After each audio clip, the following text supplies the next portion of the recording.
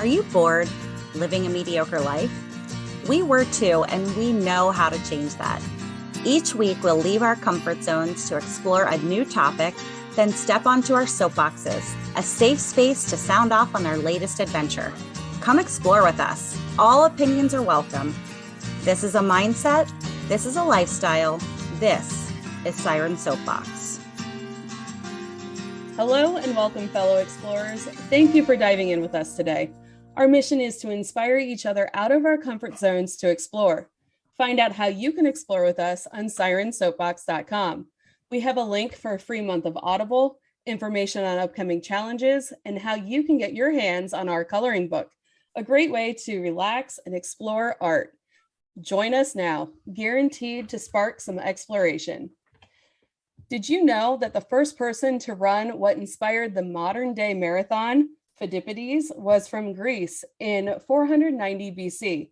It wasn't the 26.2 miles like nowadays. He ran around 300 miles in 3 days, heroically relaying news to and from the battlefields and marathon to the capital of Greece, Athens. On his last leg of the nonstop run, he brought news of the Athenian army's victory over the Persians in battle, before dramatically dropping dead. That's according to historyextra.com. With such tragic beginnings, it's a wonder as to why anyone would want to run a marathon. VeryFitWell.com claims there's at least 26 benefits to running. Among them are better fitness and sleep, guilt-free massages, room for extra calories, reduced stress, supporting a good cause, being a role model, travel, and of course, finisher swag. With that, the Sirens wanted to dive into the world of running. It can take years to train for a marathon, so we challenged ourselves to a 5K, or 3.1 miles. And if we're lucky, maybe we'll get to chat with someone who has run a marathon. Let's hear how the Sirens did on their journey. But first, if at any time the conversation gets too intense, the safe word is Mango. First up on her soapbox is Mer. I used to really like running. At one point in my life, I trained for and completed a half marathon. I've learned since then, though, that I'm more of a short distance runner. For this challenge, I signed up for a virtual 5K through Metal Dash, the Snoopy 5K, which the proceeds went to providing service animals to wounded vets. So that was a pretty cool reason to sign up for that race. Metal Dash will send me a bib number, a t-shirt, and the cutest little medal, but they have not mailed them out yet. Womp womp. I also signed up for an in-person 5K. However, when I looked for the registration email the night before the race so I could figure out where the heck I needed to be in the morning, I found nothing. It was like I never registered for the race. I was a little bummed by that, but honestly, it was fine that I didn't have to run a race in the snow and rain while it was 33 degrees outside. I really do love the energy of an in-person race. No one is unhappy at a race. It is one of the coolest experiences every stinking time. The goodness of it just never gets old. My last in-person 5K was back in November when I got to be my niece's running buddy for the Girls on the Run 5K she participated in. And it was really cool to be able to share that experience with her. This weekend, though, I had to settle for my virtual run. Settle is probably the wrong word, though. It was a rather enjoyable run. I posed for my running outfit of the day pick, thanks to Aaron Azar for that bit of inspiration. And then I hit the road. The sun was shining. The temperature was in the high 50s. I got some dopamine. I beat my goal time of 45 minutes. So now you probably have guessed that I'm more of a wogger than a runner. Wog, walk, jog. Anyhow, it was a really enjoyable time. I only wish I'd organized some sort of a finish line, though. My favorite part of a race is sprinting across the finish line while perfect strangers are cheering for me and every other runner completing the race. I did miss that part. Jess, were you nervous about your race? Oh, I was very nervous, especially since I haven't ran in about 3 years. I've done some hiking and walking, but not any significant distances. I also wasn't really sure about the idea of a virtual 5K because there weren't any actual 5Ks happening before this episode on the island. Coming up is the Kauai Marathon, which is apparently very popular, but also goes up a mountain, and I'm not ready for that. So I found a virtual race that spoke to me, the Save the Chubby Mermaids 5K. I love manatees, and the shirts were purple. So, as displayed by the lovely TC. So I had to do it. I like the motivation of in-person 5Ks. So I was worried about the virtual because I thought I might give up without anyone holding me accountable. So I watched some motivational TikToks as done by the wonderful Erin Azar, and I asked Ben to join me to hold me accountable. We dug out our running shoes and we hit the Kapa'am multi-use trail. It has a really long Hawaiian name. I'm not going to try to say it because it'll be terrible. So I wasn't positive I would even be able to walk the whole distance because it took me about 8 months to be able to run an entire 5K when I was running regularly. And I also have super weak ankles. I've broken one of them 5 times and the other one twice. But the trail is fairly level and nicely paved. It also goes along the shore, so there's great views and a constant breeze. We did get close to wanting to call it quits, but Ben said we're almost to the halfway point, and at this point we have to turn around and walk all the way back to the car anyway, so why not just finish? Bless that man. My GPS wasn't actually doing very well, and when we finished, I plugged in the distance into Google, and we actually did 3.6 miles, so over 5K. We did it in about 1:20, which I was pretty pleased with because my running time for a 5K, I still can't break an hour, so pretty excited about that. I'm still sore and sunburnt, but I am really excited to start training again and hopefully improve my time, even if I walk it. Elsie, you're not a stranger to 5Ks or even marathons. So how did this go for you? Oh my gosh, you guys. I don't think you can ever forget what it's like at a race, but I will tell you it was better than I remember it. The past couple months have been rough and I've not been able to get out and train as much as I wanted to. I had signed up for the Run the Bluegrass half marathon, which I did virtually the past 2 years because COVID, and thought, maybe since it's in person, it would motivate me more. This will be my 3rd time trying to get back into the flow of running. When you're used to running 8-minute miles, coming back in at 14-minute miles, it's hard to stay motivated. I've run 2 marathons, around 25 half marathons, and countless 5Ks. So I've been comparing myself too much to the good old days. And then add to the fact that I like to push myself too hard the first few runs, get too sore, and then I just stop training altogether. So come race day, I was going to switch to the 5K, but I decided to push myself and compromise, and I did the 7-miler. I'd like to think that I got my money's worth since I really got to take in all the sights in my walk/jog. It was a beautiful spring day in Lexington, and there were lots of flowers and horses all along the trail. Plus, I got to do the first 2 miles with my mom. It's been our yearly tradition to do this race for almost a decade, and it was so nice to be in person again. It was way out of my comfort zone at the finish when I was being cheered on to run and finish strong, when at this point, I was just happy to be finishing it all. But I will tell you what, there's just something about when you're in the groove and you're one with the pavement, it almost feels like you're flying, and it is the best natural high that you will ever experience. And you just have to do it yourself to truly understand how amazing it is. And this experience has inspired me to keep going. For the past 2 years, I've looked to Erin, aka Miss Space Cadet, for motivation. She doesn't take herself seriously. She has always found ways to make her runs fun and interesting, and it has been really cool to watch her journey. And she started from running to the end of the street to the stop sign, all the way to her first marathon. Most importantly is Erin's bravery to be vulnerable with her audience. I really think it's important to keep track of those hard times and remember those small steps that were taken to overcome them. TC, were you a runner before this challenge? A long time ago, when I lived in Cincinnati, I watched Flying Pig marathon runners as they ran down a street near my house. There were young runners, old runners, seriously athletic runners, new runners, fast and slow runners, all different ages, shapes, and sizes. But what they all had in common was determination and support. Runners are one of the most supportive groups of athletes I've ever seen, and people watching were yelling such supportive things to everyone. I stood on that corner watching all of these strangers pulling together, cheering, offering water, and being very positive to each other, and I cried. The next day, I told my brother about this experience. He asked if I wanted to run. He claimed he could have me running 2 miles straight in 1 month, so I accepted the challenge and headed to a store that specializes in running shoes. On May 24th, 2011, we started the challenge. I was out of my comfort zone. I had never been a runner, and I had zero faith that I would ever be able to run 2 miles.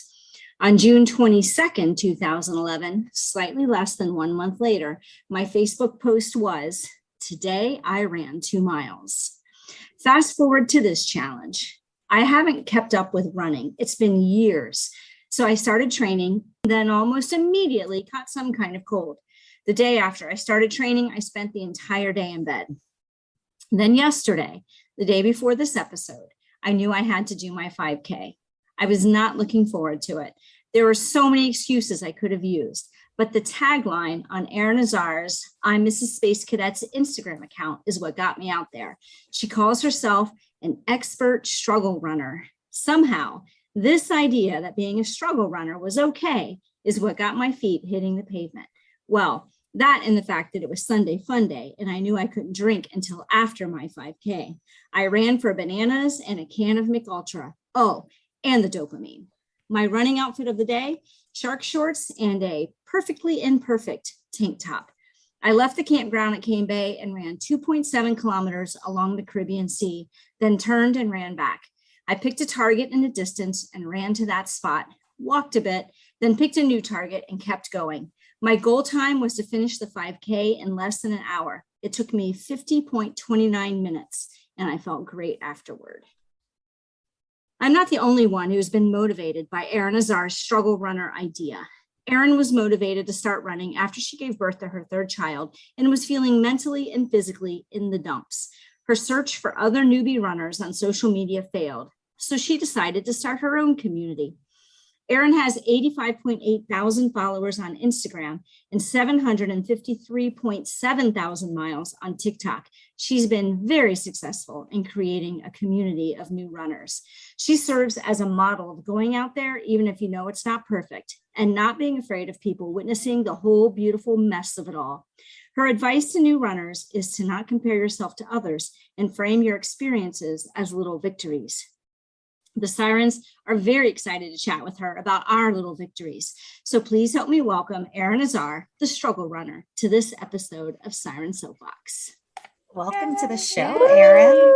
Thank you guys so much. It's fun to be here. I just need to say real quick, wow, congratulations, you guys, because you knew you had this deadline and you had to run your 5K somehow, some way, and everyone got it in. And I loved hearing the stories about it. So way to go. Thank you. Seriously, pat yourselves on the back. I love that. Thanks. Erin, I'm curious if you have a favorite story of someone else's running journey. You know, I am a real sucker for like an underdog. So someone that, because there's so many people. I mean, I follow some on Instagram, like Olympians, and some of them have tough beginnings, but other people have just a natural running ability, or they've been running since they were younger. But I have like a couple big stories that I love. One is Noel Mulkey. I don't know if you guys follow him on TikTok and Instagram, but so his running started because he was severely addicted to drugs. To the point where, you know, it was like life threatening. He was stealing from his parents, and, you know, it was just, he really reached a low, and he found fitness. Like, so he would run and bike, and fast forward to now, he's competing at like an elite level in triathlons. And so he's, you know, verified on TikTok and like tons of followers, and just really shares everything. Like, and I think like, if you look at him without knowing his story, you're like, oh, okay, well, he's a fit dude and it's easy for him. But just to know like the demons that he's fighting, and he uses running for that, is just so inspirational to me. And also, my coach, Alicia, when she was little, she like didn't fit in anywhere. She was in like a new school. She was in a new country. And it was really hard for her. And in gym class, which most of us myself included, struggled in that gym class mile and never wanted to run again. Yeah. So she ran that thing, and her gym teacher was like, hey, you like, this is your thing. And it's the first time where she felt confident, as a kid, that like almost makes me tear up, because you think of how many kids don't find their thing, and they feel lost like that. So I feel like those are my two like classic favorite running stories. But I have to say that I follow so many runners that don't have like a big social presence, and just following along with them, like in their good runs and their bad runs. And I always like pop in the comments and just be like, I had a really crappy run. I actually had one today. And I feel like just sharing that makes it feel like, all right, this person's still going. I'm going to keep going. So, but yeah, I love stories like that. So why was your run today crappy? What happened, Erin? I think it was a mixture of things yesterday. So today was supposed to be a quote unquote recovery run. I hate that term because it's like, it's the run at the day after your long run. So yesterday I did over 10 miles. My legs are sore. I'm tired. I'm also trying to force myself to be a morning runner, which is not going that great. And yeah, so I think a lot of things compounded, and I just felt like crap the entire time. Like there wasn't even one moment of it that I'm like, this isn't that bad. There's usually a brief moment, even in some pretty crappy ones, where you're like, oh, it's not that bad. Like I'm getting through it, but today was just horrible. And I can't wait to post the TikTok of it, because I do like an interpretive dance at the end, just to like, those are my favorite parts of your videos. I know.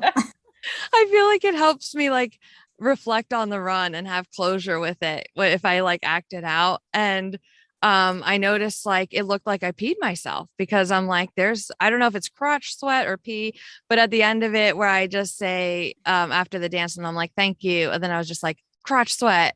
Because I'm like, you know what I mean? I don't even know, but it made me laugh, and I was just glad for the run to be over. But yeah, that's, I think, why it was not good. Are you currently training for a marathon? I'm actually going to do the Pittsburgh half May 1st.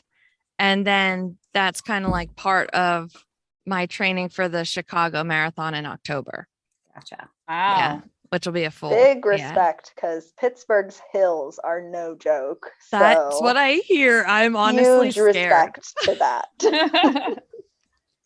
Like I run hills where I am, but the fact that all the comments, whenever I say I'm doing Pittsburgh, they all mention hills. So I'm like, what if they're like massive hills? I think I'm running hills, but they're actually bigger, then I'm not prepared. But I mean, everyone else will be in the same boat pretty much, I think. So It means there'll be a lot of downhill too. So yeah.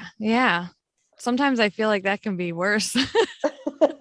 So in Cincinnati, we have the Flying Pig Marathon, which is a big race that I don't know how long it's been going on, 20 years or something ridiculous, but there's a lot of hills here too. You like start really? downtown near the river, and then you run all the way up into like Mount Adams and kind of loop around, and there's lots of hills in there. Why do they do that for a marathon? But the last 7 miles are completely flat, and there's no shade, and you can see the city and the finish line in the distance. Oh, okay. And it's just torture. No, it's awful, because it's like by that time the sun's beating down on you. And it's okay. It's later in the day. It's hot. Yeah. What time of year is that? It's in May. Yeah, it's coming up in a few weeks. Okay, so it could be hot. That's the race I was watching from my house, which was in May. And I started. Yeah. But I mean, it's Cincinnati, so it could be snowing. It could be 90 degrees. Who knows? Yeah, it's a surprise, I guess. And you get that where you are too, I'm sure. Yeah, a little bit. And in the spring, it's like I was running the other day. I had gloves, and every time I took my hand out of my glove to film something for like 2 seconds, it would go numb, like it hurt. It was so cold. I'm like, it's spring. What is going on? There's tulips. How are the tulips surviving? or whatever they're called, daffodils. No, I have tulips in my yard too. And Oh, okay. that's why I wasn't super sad when I couldn't find my registration information about the race on Saturday. It was really cold. Yeah, I bet it. I mean, here we're not that far from Ohio, really. So Right. I can imagine how cold it was there. Yeah, I can't imagine any of that. Yeah, shut up, TC. She says I'm so jealous. from an island. I In the know. Caribbean. Although we were just visiting my parents in Puerto Rico, and like humidity does bring a whole another level of difficulty for me, because I sweat so much, and it's like no matter how much I drink, like electrolytes and everything, I'm just depleted. I feel like it's really hard. Yeah, Puerto Rico's not, it's like 60 miles, the island. I don't know what part of the island you were on. Puerto Rico's a big island, but I don't feel like it's that humid here. We're pretty close though. Oh, okay. Yeah, I mean, I'm not saying it's like has to be super humid. I'm talking like a little humid and I'm dying. So yeah. Yeah, That's I like another to run when it's like 40 degrees to 60 degrees. That's my happy spot. Oh yeah, for sure. Yeah, anything in the 40s to 60s I could totally do. And it's not too cold, not too hot. Yeah. But that's why I'm trying to become a morning runner now, because I can beat the heat on my long runs. And it's hard. I feel like some people can move in the morning and other people can't. And I'm not with it. I can't. Yet. You can't yet, Erin. Right. I'm trying. I'm really trying to stick with it. Everyone's like, you just gotta, keep doing it for like a month. I just think of people like that Jocko something, and I don't know the names of the other people, but they're all about like that hustle culture and that grind and the waking up at 4:30 a.m. And I'm like, not everyone's body works like that, dude. And you don't have a menstrual cycle, first of all. So you don't realize what it's like to one week feel like, yeah, I can wake up at 4:30 in the morning. I feel amazing. And then the next week, if you do that, you can't survive past noon without a nap. It just drives me insane sometimes when I hear people talk like that. It's funny how everyone's different that way, because for me to wake up and go to work and work a full day and come home and not have seen my puppy all day, the last thing I want to do is put on the shoes and go run. I would much rather do it in the morning and get it over with. And then that also, I feel like that motivates me to be healthier all day long, because I don't want to waste that grind I just did. Right. No, it's so true. And I just listened to a podcast. They had a doctor on, I cannot remember her name, but she specializes in addiction. And she was talking about the science behind like the pain pleasure, like your body has to get back into homeostasis. So when you give yourself a small dose of pain, like a workout or a run, your body needs to increase the dopamine levels to reach homeostasis again. And I'm like, that makes sense why it's better to do it in the morning. And then you can enjoy that feeling all day. So yeah, I'm really trying. I'm just not doing it at 4:30. That's for sure. Yeah, that seems unreasonable. We have an episode coming up where we're all trying a certain supplement for a month. And we talked to some people who specialize in supplements and told them what we were hoping to change. And so the one I'm taking is called Dopa Boost. And so I don't necessarily have to deal with the pain to get my dopamine boost. Oh, okay. I don't want to give a spoiler. I'm curious if it's working though. But I know you probably want to save it for the episode. We'll send you a message to tune into that episode. Yeah, I'll have to. But I still think there's nothing that quite beats actually going through some of the pain to get the dopamine. I think the natural chemical that your body produces is probably the best. I agree with that. Yeah, I could see that. So we're all chasing it though. Oh yeah. True. After your first marathon, how sore were you? Oh my gosh. So the first one that was virtual that I did that. Ugh. I was so sore and chafed so bad because I didn't really understand like where um to put the chafing stuff, like the anti-chafing whatever that's called. So I missed all these areas and I was so sore. I don't think I could properly move or get up or walk for like 4 days. And stairs, like going downstairs was a nightmare. Um, but the New York City one I did this past November, I was really tired and I think I had some things that felt sore, but it was nothing compared to that virtual one. Wow. So Yeah. I think the virtual 5K was fine because it was a short enough distance, but a virtual marathon, you were by Yeah. yourself, I assume, unless you had a whole group of people running this virtual marathon with you. What was that like? Yeah, I had my husband and my coach. So I was really spoiled in that sense, but it's still the things that suck about virtual races were all there. Like there were no porta potties, there's no hydration and fueling stations, there's no crowds to keep you going. You're running through traffic and crossing streets. Wow. Yeah, so it was at first I'm like, oh my gosh, I have it so easy because I'm not completely alone. But I'm like, no, this sucks. Like I didn't even want to be with them at one point because I was so miserable.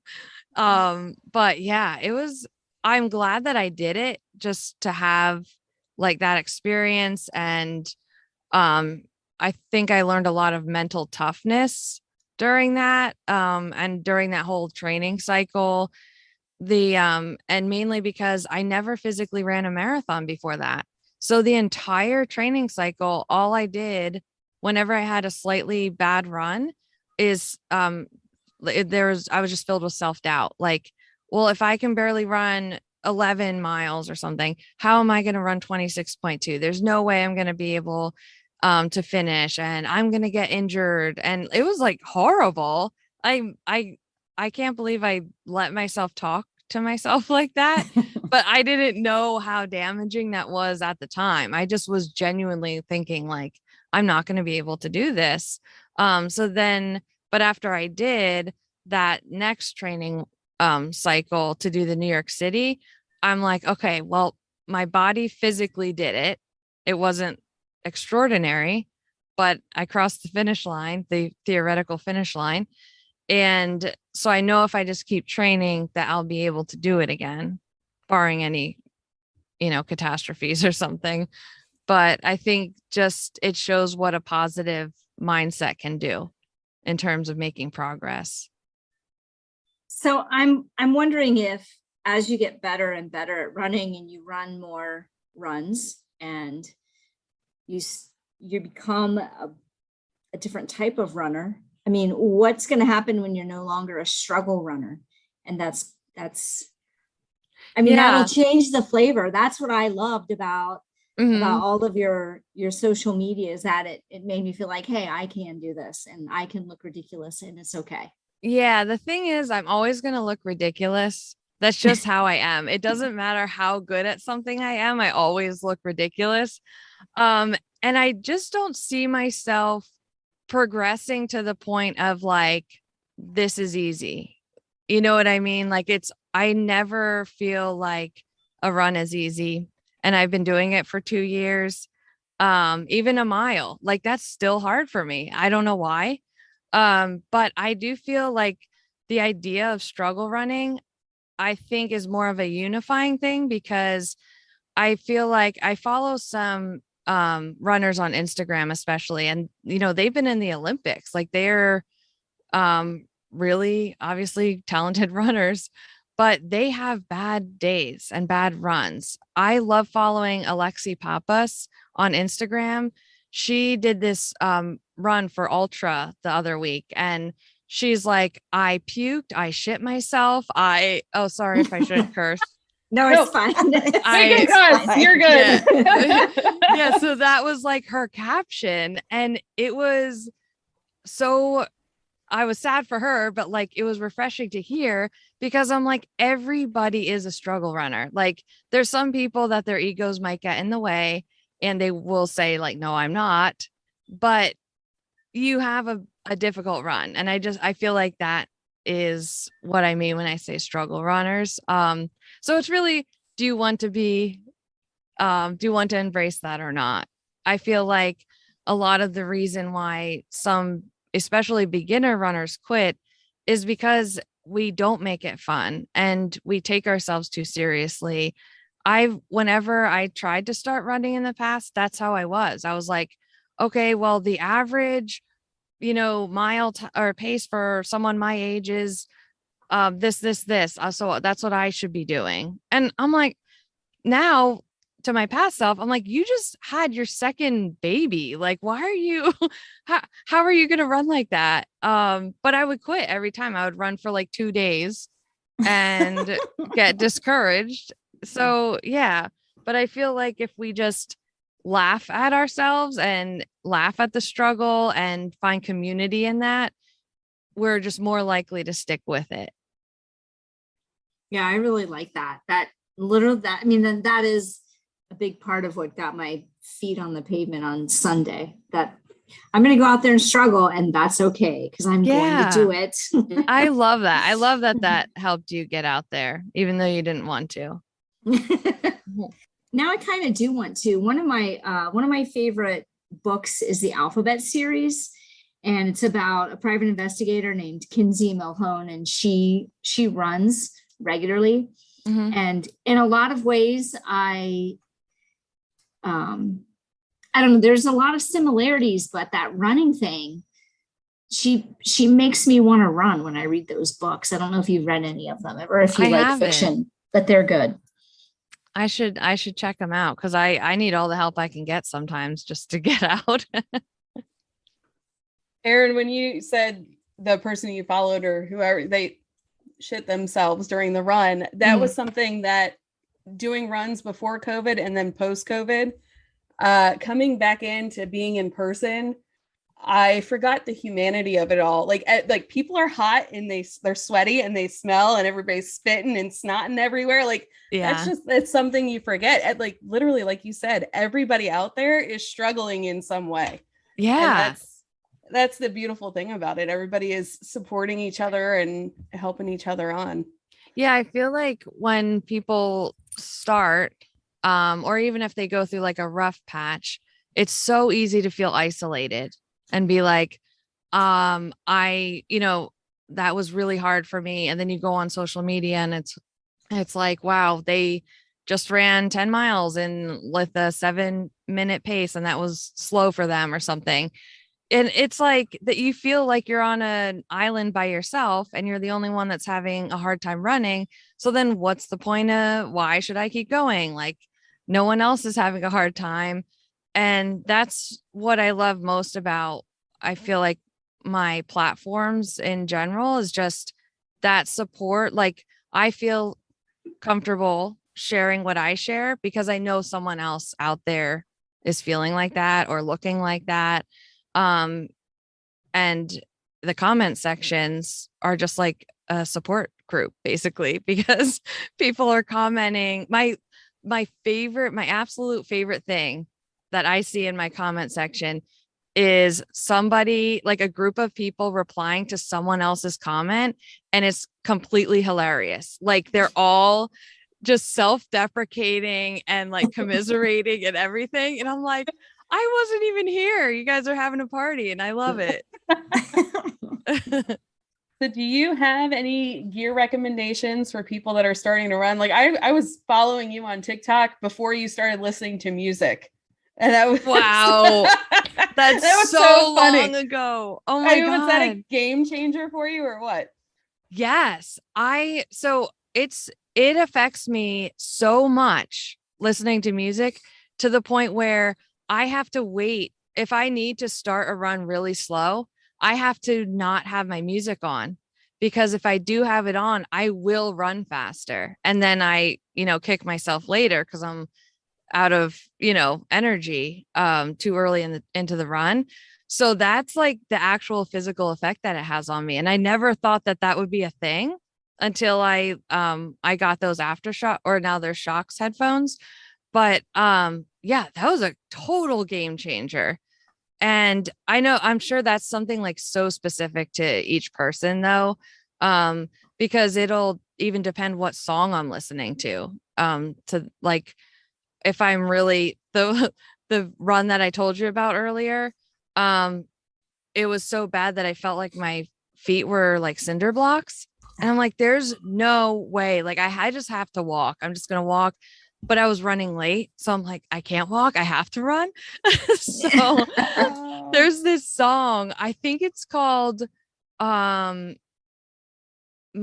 de la Mama or something. Oh my gosh. I have my playlist. And if I'm like really not doing well, oh, it's La Mama de la Mama. And it's so lively and it just gets me going.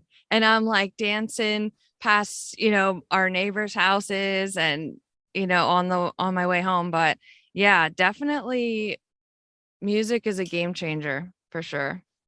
Who else likes music? Because I don't like music. I like to listen to my breathing. And in fact, sometimes I'll count my breaths and I really concentrate on my breathing. You like music, Mer? Oh yeah. In fact, yesterday I had to find my over the ear headphones because I've been wearing earbuds a lot at work, but I can't run with those. They'll just fall right out. My ears are shaped and they weird hurt or something. Yeah. So yeah, I'm definitely a listen to music while you run kind of girl. Elsie?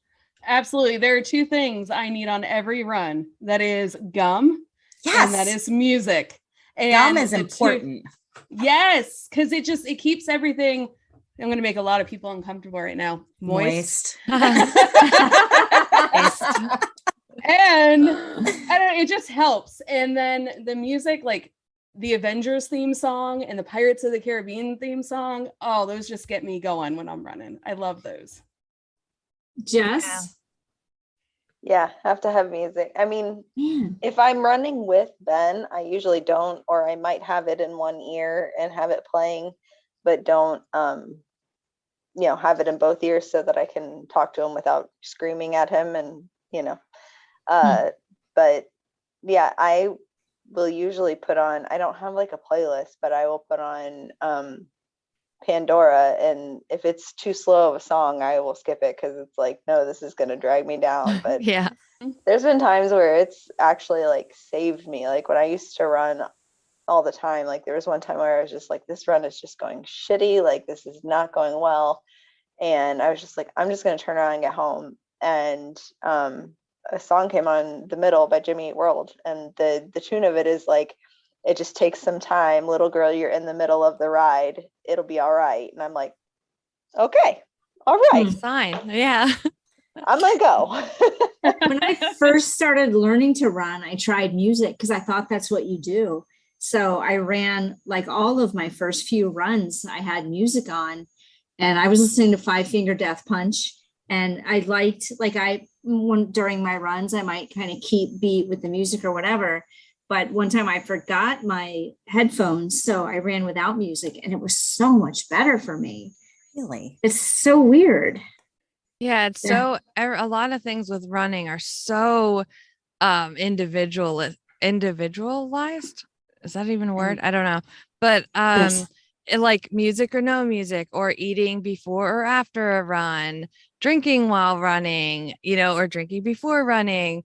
It's so, everyone's so different, but over time you find what works for you. And like you are like absolutely no music, even if everyone else listens, that's what works for you.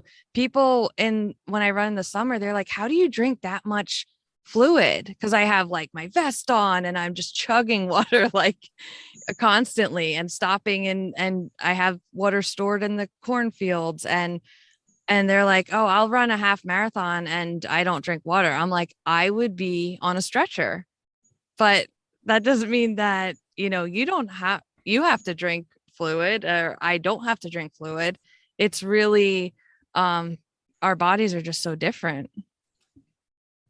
That was such a Midwest thing to say, and it made me really happy that you have water stored in the cornfields. Oh yeah, it's the best place. And sometimes I've lost it a couple times and I'm like, uh-oh. I actually just wrote it down. Oh, good. Yeah. Such a I don't know. Midwest thing. It made me so happy. So you do that, and you also do your running outfit of the day and your tree tunnel vibes. How did all that start? What inspired you to do that kind of thing? I think that started really because I like comfort of knowing, like anticipating what's next and just like knowing what's ahead.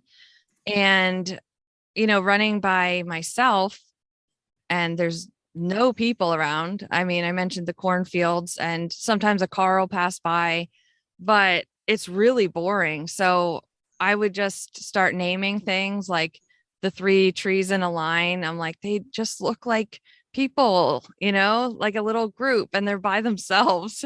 So that's why I called them my cheer squad. And the tree tunnel, just like running through there, I just always felt good. So I would say tree tunnel vibes and Puke Hill, like that freaking hill would always kill me. And it would just kind of make me laugh by calling it Puke Hill. And yeah, so it was really like for my own entertainment and comfort at first. But when I would say them in the videos, I feel like some people watching would also like to see them each day, or to see the tree tunnel in the fall, like with the changing leaves and stuff. So yeah, I don't know. I think it just came out of, I needed to entertain myself. Well, And, it worked. Yeah. And it entertains us because I feel like I know your run route now too. Yes. I want to organize something like maybe next year because I want it to be really fun, but almost like a retreat or something to where I could run with a group of people, the route that I always film, and they could see like the cheer squad and the tree tunnel and the guinea hens, the cows. I feel like that would be so fun. People would love that.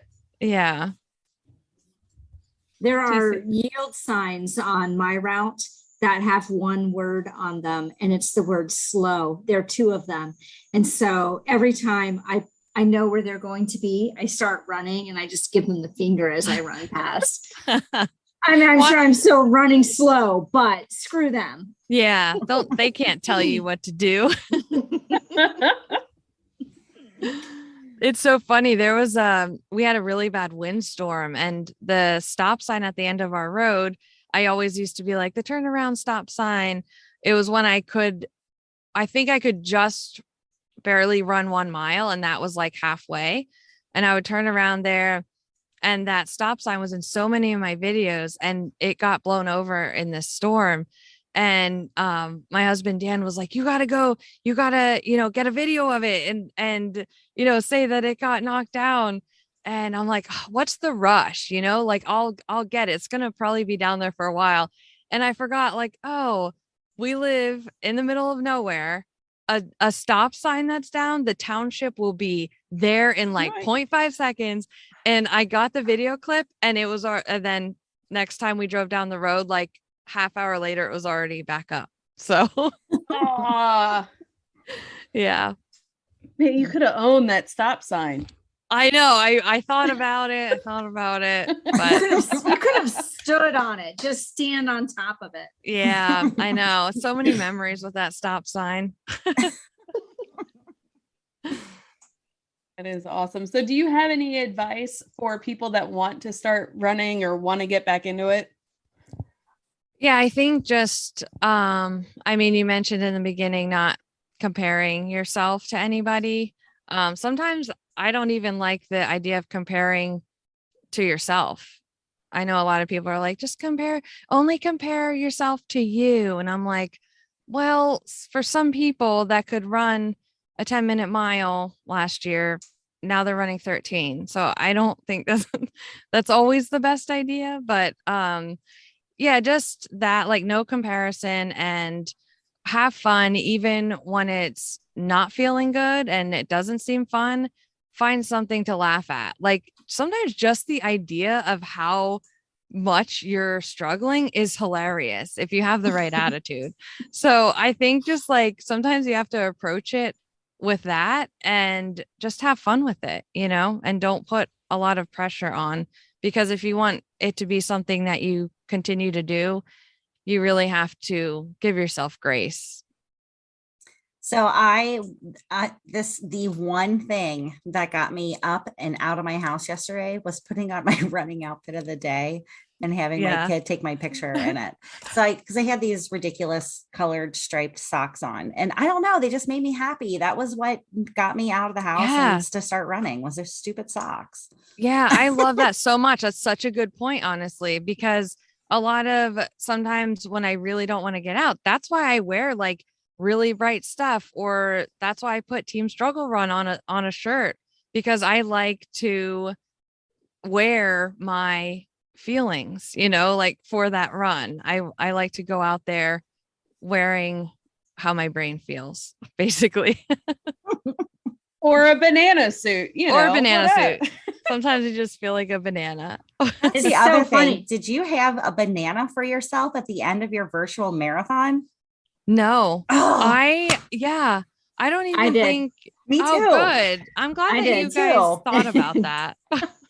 Because when I used to run 5Ks, I would always joke that I was running for bananas. And so at the end, the bananas that grown on St. Croix, I think, are the best bananas I've ever eaten in my life. They're only about this big, but they're so good.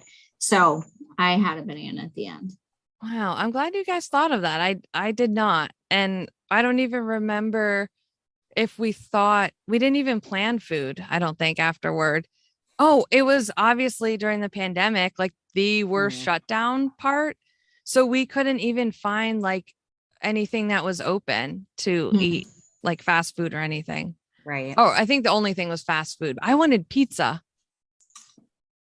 So I always want pizza. Yeah. Right, same. So is that why is the shutdown, the pandemic, is that why your marathon was virtual? Yeah, I actually signed up for the Philadelphia Marathon that year. And when everything shut down, that race was obviously canceled. And so I stuck with that same date because I didn't even want to change the date, like push it back or anything. Because I'm like, that's a reason that I will keep pushing it back and not do it. I just know myself like that. Like I have to be really strict with it. And so that's why I ran that one virtual. There are virtual runs, which I'm going to convince the Sirens to do, that they have a route and a map, and they go through and they take pictures all along the route. So you turn the app on, and if you run, say you run a mile and it's a 10-mile thing, you can do it in bits and pieces, but later you can go back and look at the map and look at the area that you just virtually ran through.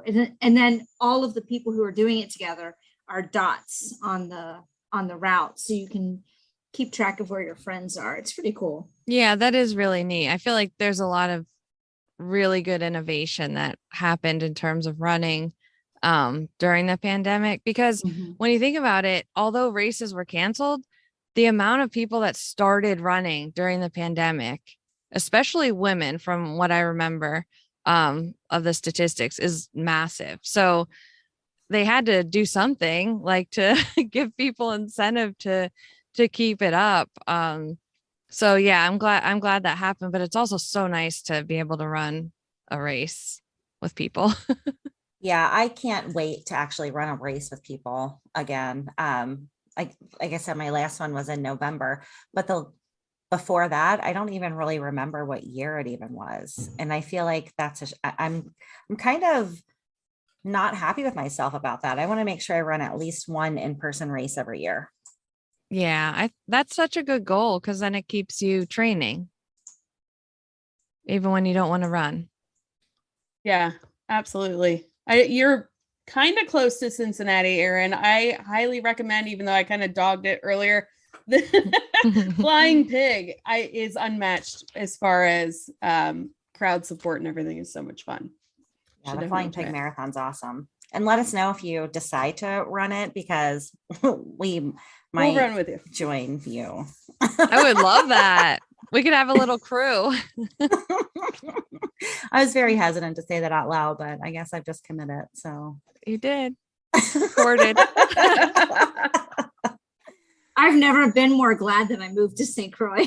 whatever, you're gonna have to get on a plane and come to that. Oh. Well, this week we are challenging our fellow explorers to sign up for, train, and complete an organized race. If you're new to running, we recommend getting your tails wet by completing a 5K. And you can tell us all about it by using the hashtag Siren Soapbox on all the social medias. Erin, your No, video. wait. What? You just said get your tails wet, and that reminded me of Aaron talking about crotch sweat. Crotch I sweat. just had to Yeah, get your crotch wet. Aaron, that's a whole different episode. Erin, your videos are so inspiring and hilarious. And thank you for sharing yourself with the world and inspiring people to get out and run. And thank you for joining us on this recording. Do you want to tell our listeners where they can find you?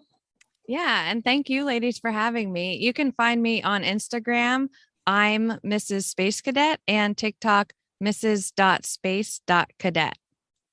Awesome. Thank you. Thank you so much. And we'll also have links to Erin's pages from our website, sirensoapbox.com. There you can read more about our race experience in our blog, and you can find a link to our YouTube channel where you'll find some out in the field footage of our experience with this challenge. And until next time, dive in, stay curious, and be happy. Thank you so much for listening to this episode of Siren Soapbox, and a special thank you to C Strings for providing our music. Snag their latest EP from iTunes today. Follow the Sirens on all the social medias, and don't forget to tell your friends about us. Like and subscribe wherever you listen to your podcasts. We'll catch you next time on another episode of Siren Soapbox.